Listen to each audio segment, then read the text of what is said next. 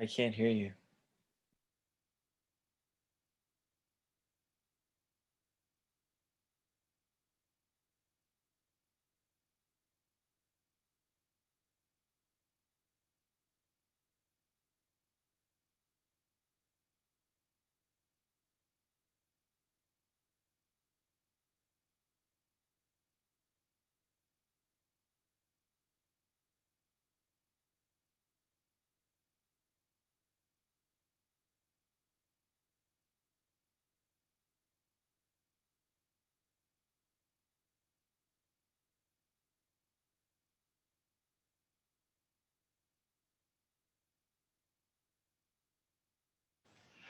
Okay, how about now?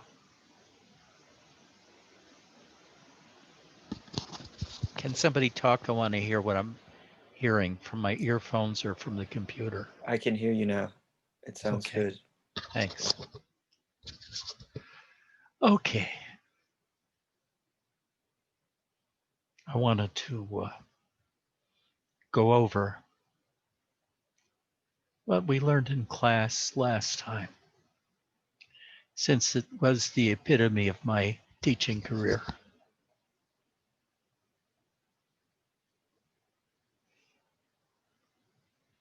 Spirituality is all about letting go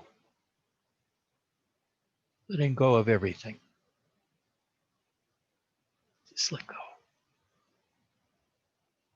Let go of desire, let go of intention, let go of understanding, because those are all involve the mind. And the mind is oppressive. Mary, now that you lost your mind, didn't you see that mind is a great thing to lose?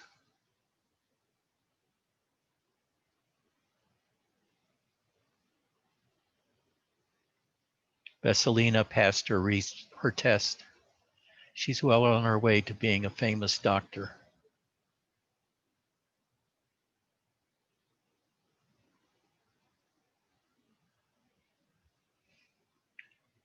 So let go of everything. That's why I now put such emphasis on relaxing and how good it feels to be able to relax the tension in the body.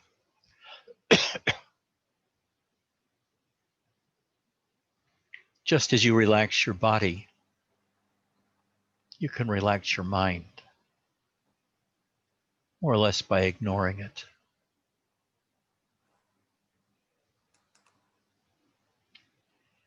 Meditation was really created to get rid of the mind or to sidestep the mind. But some of these teachers, like Ramana and Robert, push their versions of self-inquiry, which means you look inside of yourself with an intention. The intention is to find something or to do something, to follow the I thought. It's the most ridiculous instruction I've ever heard, because I did it for 3 or 4 years and I didn't find a thing. But I was aware that I was aware throughout the whole process. A better instruction would be find that which you feel is the I in you.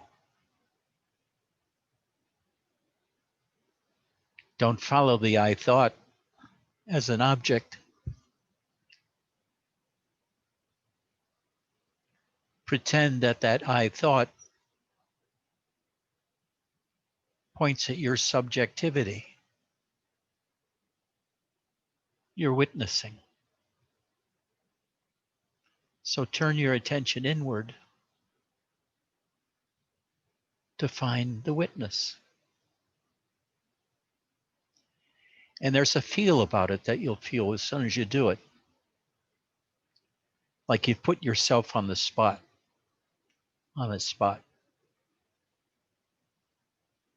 because it's really hard to do, to turn your attention 180 degrees to the subject and hold it there, because you see that there's an innate contradiction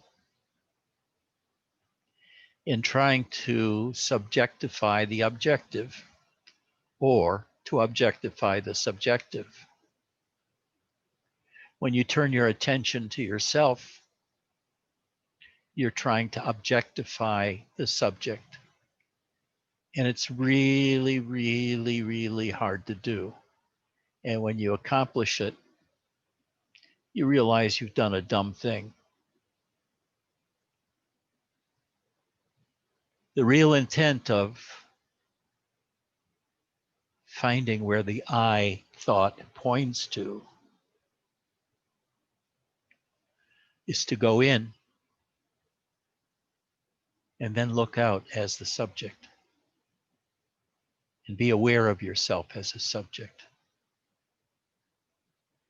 And when you're aware of yourself as a subject, you're like a suction, pulling stuff into you, pulling in observations, pulling in sounds,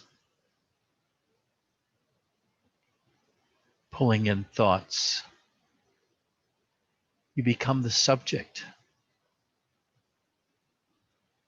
And my God, that's all you have to do.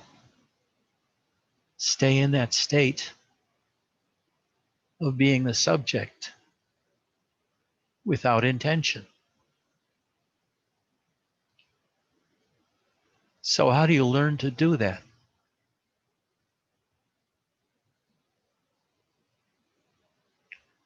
First of all, you don't try to do anything with your mind. You don't try to use your mind to see what's there inside of you.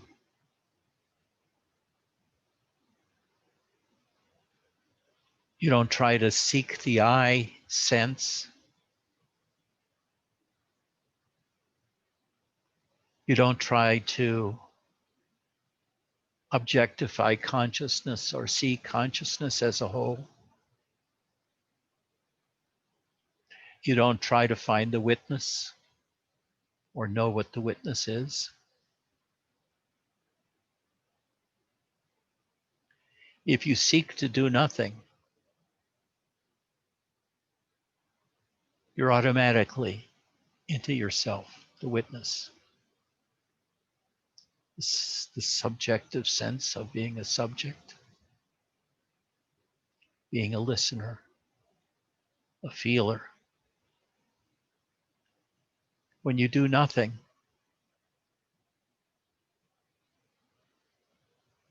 the mind goes away relatively quickly.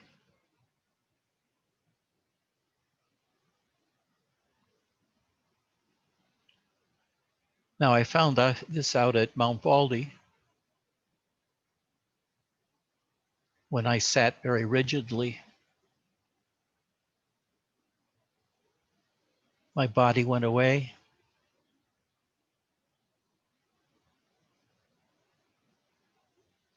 And the boundary between the external world and the internal world, my internal world, disappeared. And soon everything was me. There was nothing else but me.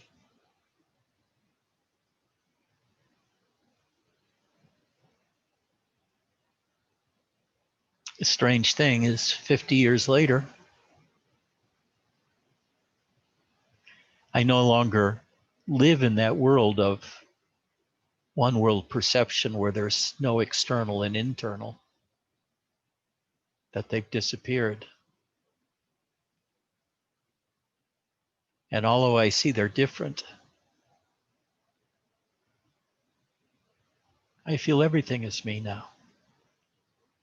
This is like a conviction, a sense of truth. Everything is me.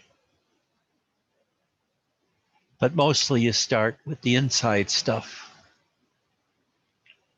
because you become involuted in spirituality. You look within, except for those who worship an outward figure. But let's take just those who do look within, dive within.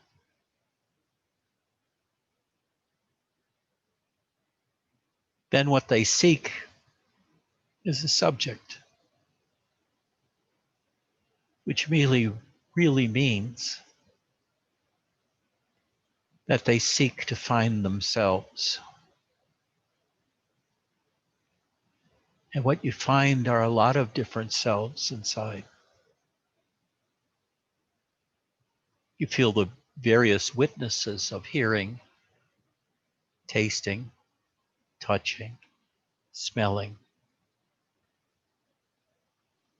sitting, doing asanas. By continually keeping your attention inside, and while you're aware of the body or the mind, you're also aware of you as a subject watching the mind or your body.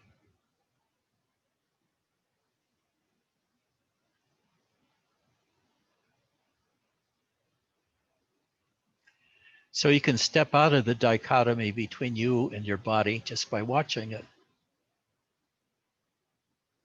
Or you can stop doing anything with intention and just relax and be your subject. Be yourself.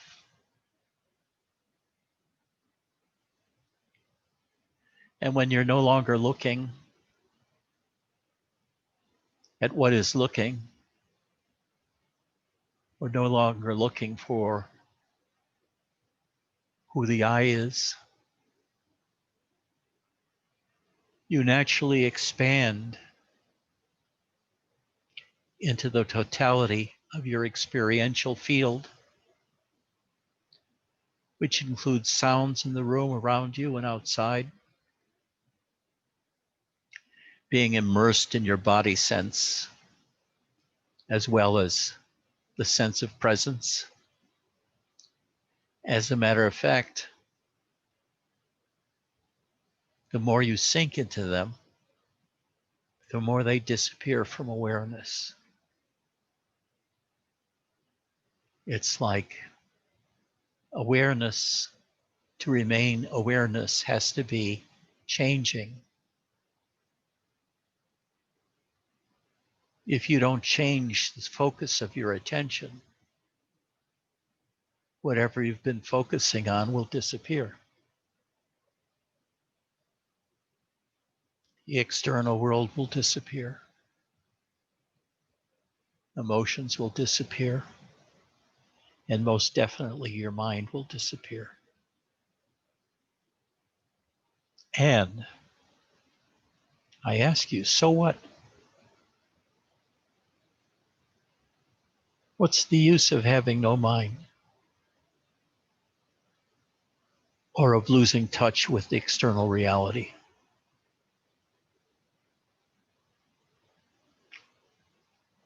The answer is, it feels really good. You feel relaxed. Your muscles are relaxed. Your mind is relaxed. You're not thinking about what you have to do in 2 hours. You've given all that up. You've let it go. And when you let it go, you're a passive witness. Whatever arises, arises, and you find it's good. And you don't want something to arise because that's doing something. You don't want to find the self anymore. You just want to be the self. Now, at first, looking within is effortful because naturally we human beings look outward just like the animals do at the external world for threats and for food, and for shelter and a place to sleep. So you have to reverse that habit by intentionally looking within. And at first, it may be hard for some. But with practice, doing meditation for a few years, you always have part of your attention looking inward. And it's no longer a difficult thing to do. You just learn how to rest inside yourself. And it's hard to do that because the mind wants you to do things. Shoulds and oughts.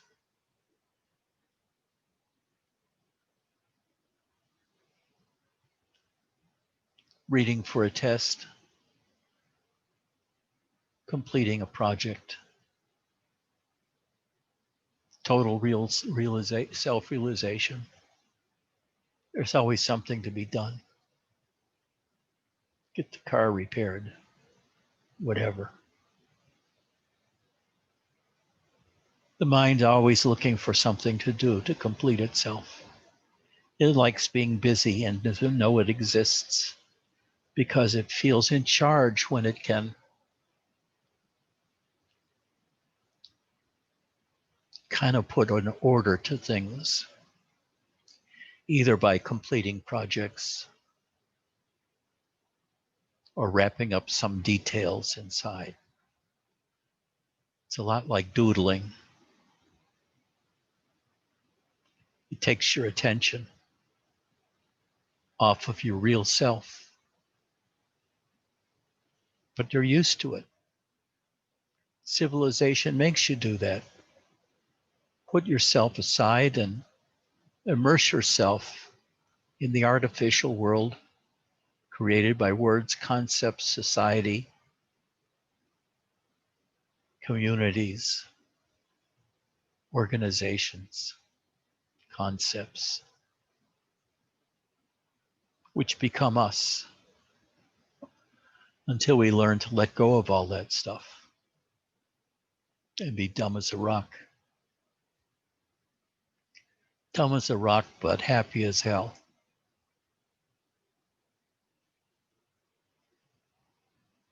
Mary, are you happy now? Are you dumb as a rock?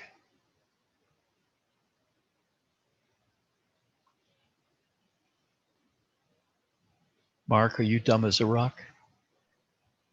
You know it. I am. Stevie, are you dumb as a rock?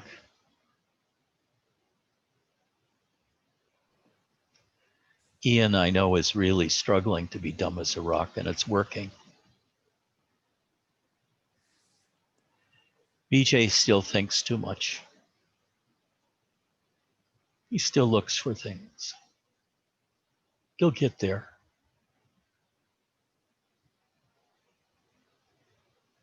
It's going to be hard for Veselina. She comes from a traditional European family with traditional family values. Michael, is your project done, or has it been extended?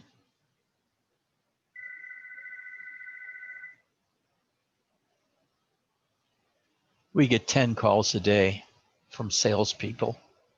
I never answer them. But that means I miss a lot of important stuff because there are important things that are being called to me, like I'm under arrest or leave now before the police come.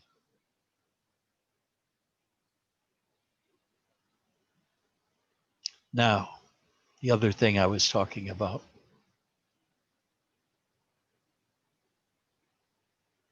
was that 50 years of self-exploration.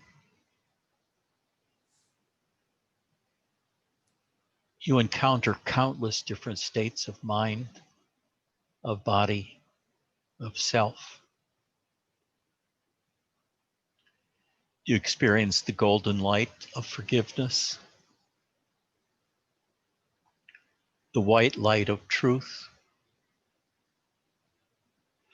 and all the world disappears into light. I mean, truly, you can't close your eyes anymore and see darkness. There's just light. And even when you're looking at the external world, you're aware of the light within. I have no idea what the light does. It really doesn't do anything except be there. I don't see it as anything really spiritual. It's just that the light is always there. And you know that the external light is created in a sense by the mind or by yourself. I'd hate to say the mind, but by yourself. It's a reflection of your inner light or vice versa. They're inseparable. But once you discover inner light, you know that you're now living a different life. And life becomes much more interesting because you pass through other states too. States of bliss, great bliss. States of surrender, total surrender to something or other. Whether it's someone of the opposite sex, a guru, or to God, which is that complete letting go that feels so wonderful. When you just completely let go and you surrender. And even you don't have to surrender to anything, but usually ability to surrender comes as a result of surrendering to a person or to a concept or to God or to Christ, Buddha.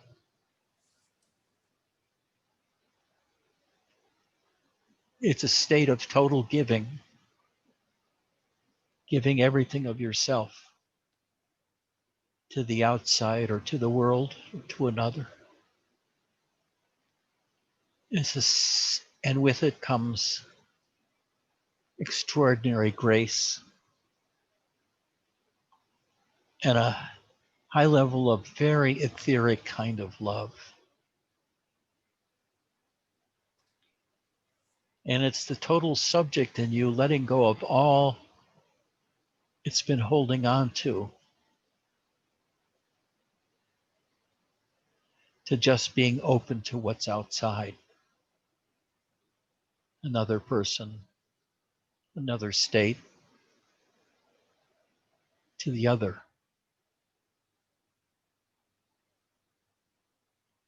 Once you have that surrender down, you're done. Because it takes you all the way, continuously unfolding.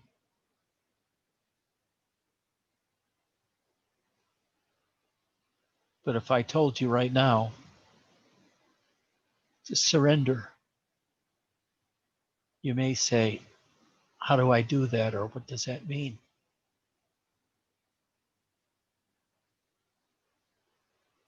Well, you have to find something you want to surrender to.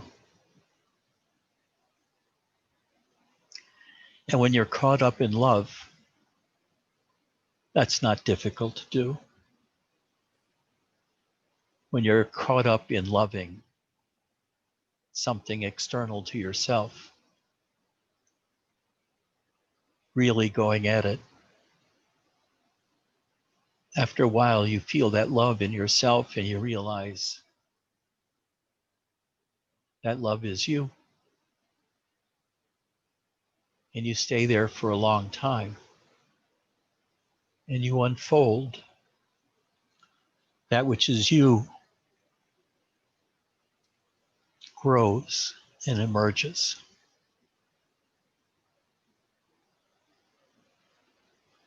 Then comes the healing powers. Some people develop a sense of the energies within Shakti and begin playing with Shakti. And some play with it to do healing. They make a living at it.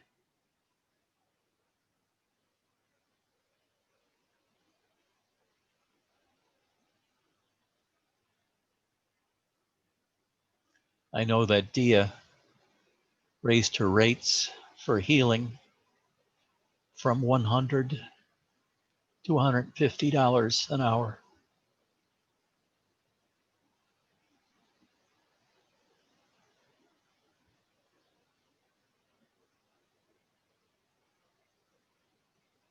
And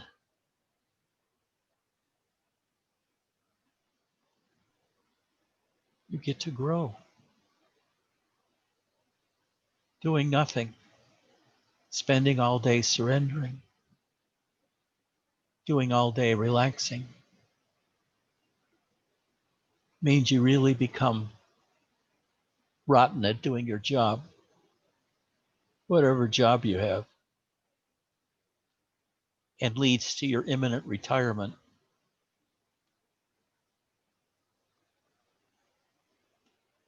When you're 29 or 30 or 35, you're retired. At least all of your bosses will retire you. Say, get out of here. You're no good to me. Good for nothing. And you'll say, you found me out. I understand. Thank you very much. And you leave. And then you find out after a while, it's really hard existing without a job. The money flow is minuscule and gets worse and worse as you spend all of your savings. So you have to go back to work. But now you look for the simplest, most menial job available because you don't want to think anymore. You can't take a job as a mathematics professor at Harvard anymore, or even an editor, where you have to think about how to put sentences together, because that takes effort, and you're no longer able to make an effort, or you're no longer willing to make an effort, because when you make an effort, it tightens your head up, your mind,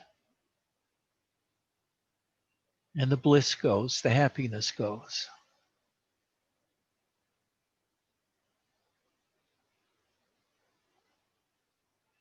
And I used to hear things like what I'm saying to you now, and I used to reject it totally, because I thought my mind was my most precious part of me, that my mind could do so many things and it wanted to do things. And I felt stupid when I surrendered my mind. And I couldn't tolerate surrendering my mind. So I'd come back to the mundane world to get involved and to have my mind come back.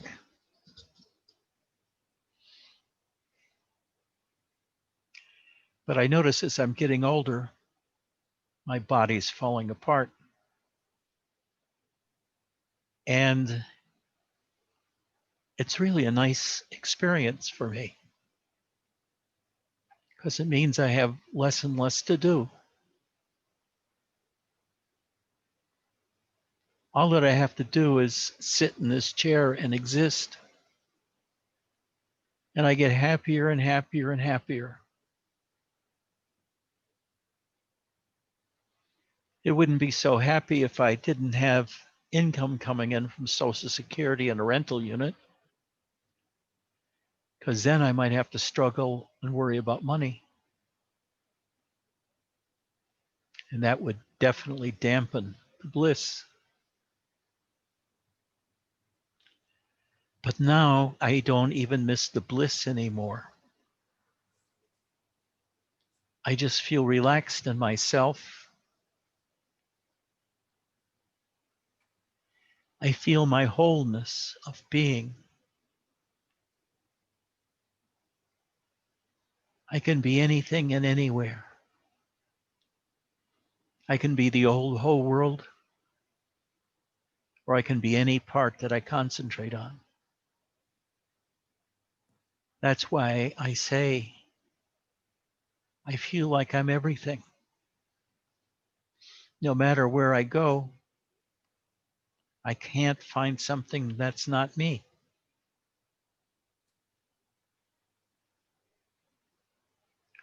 And I'm really happy to be with me all day long because I don't bother myself anymore. Now, Karima bothers me a lot because she's always wanting me to do something different. Ed, stop being so messy. I have to clean up after you. You just enjoy being messy, don't you? You're trying to irritate me, aren't you?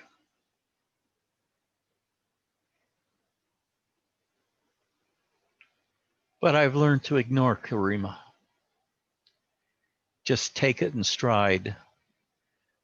Maybe nod my head yes, and do nothing at all. And as I do less and less, she's doing more and more. Pretty soon, she'll be my full-time body person, taking care of me all day long as a caretaker. And I'll just pretend to get weaker and weaker, and she'll do more and more. And if I had an ashram, I'd do the same to you. Stevie, you do the cooking. Mark, you arrange the satsangs. Mary, you do the smiling, all of it. And I want Jay to read from the Ashtavakra Gita. No more than 2 pages, because otherwise it doesn't mean anything. You've got to slow down and make every sentence count, and then stop. Is that my cue? Yeah. That was so well done, huh? Transition. That was slick.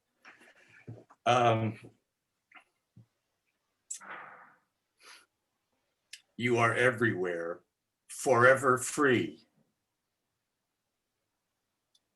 Forever and truly free. The single witness of all things.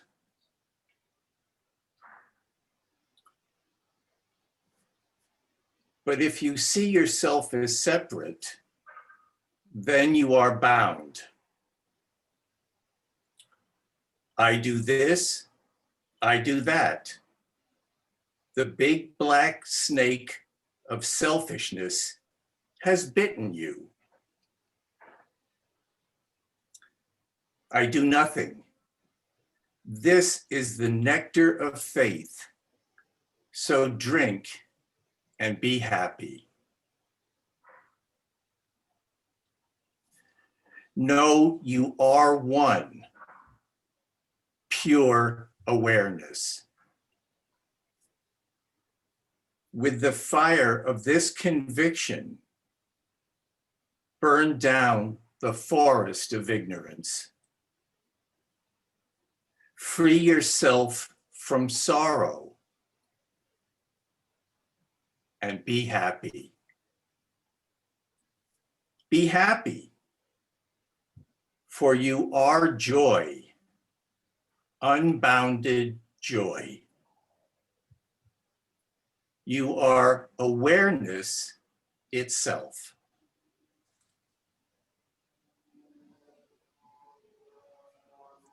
just as a coil of rope is mistaken for a snake, so you are mistaken for the world. If you think you are free, you are free. If you think you are bound, you are bound. For the saying is true.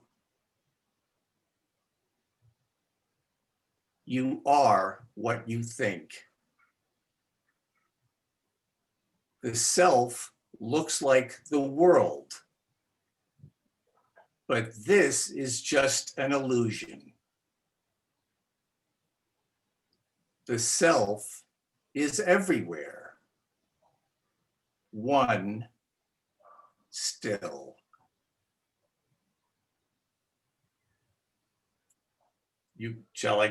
There's one more, I could do another, leave it at that? Yeah. Okay. Later on in the Gita, he says the wise man is the laziest of all people. He even has a hard time to breathe. Not that he's got COPD. It's just that it's too much effort to really breathe. So you do the minimum.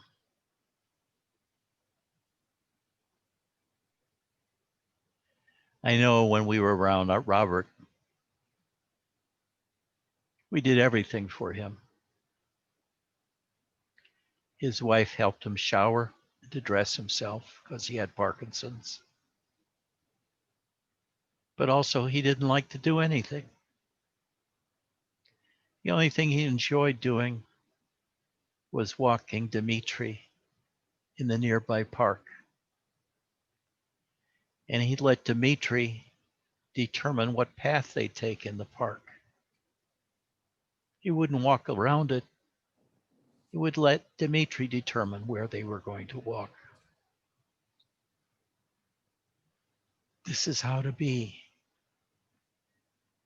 Now, you will never be president of the United States if you follow my spirituality. Matter of fact, you never will be anything following my spirituality, except relaxed and fairly happy.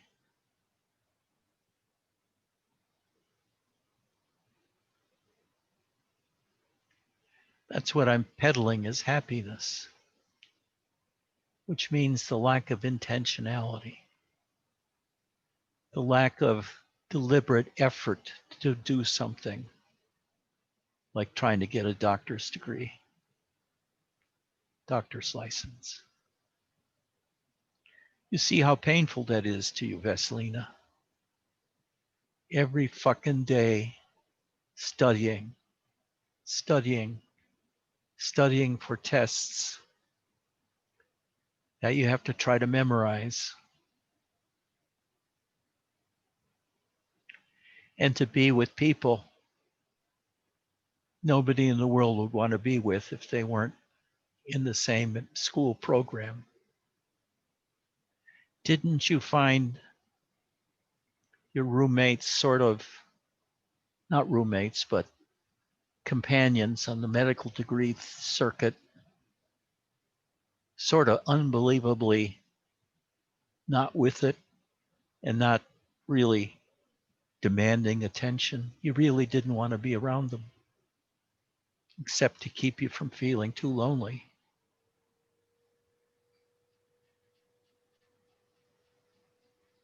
Stevie, when did you give up everything? When did you surrender?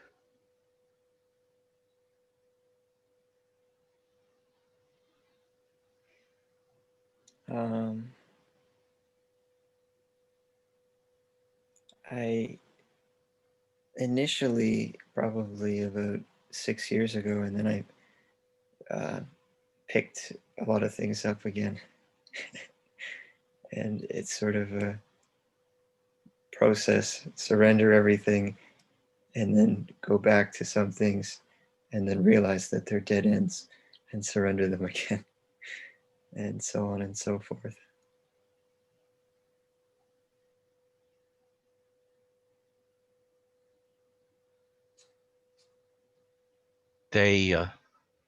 My teacher wanted me, Thich Thien An, to shave my head in order to become a monk.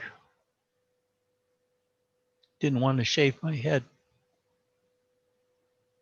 Then I saw somebody in the yard of the ashram, in the backyard, having their hair shaved off, preparation of being ordained as a monk. And I said, what the fuck? Just do it. No big deal. And I got to be a monk because I shaved my head.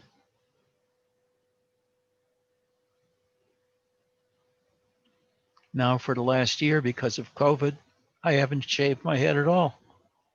My hair is like down to my neck. I've got a COVID haircut. I'm beginning to look like Stevie or Vesselina.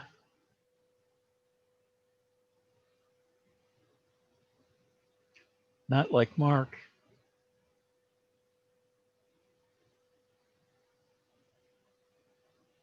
Enrique, have you any comments?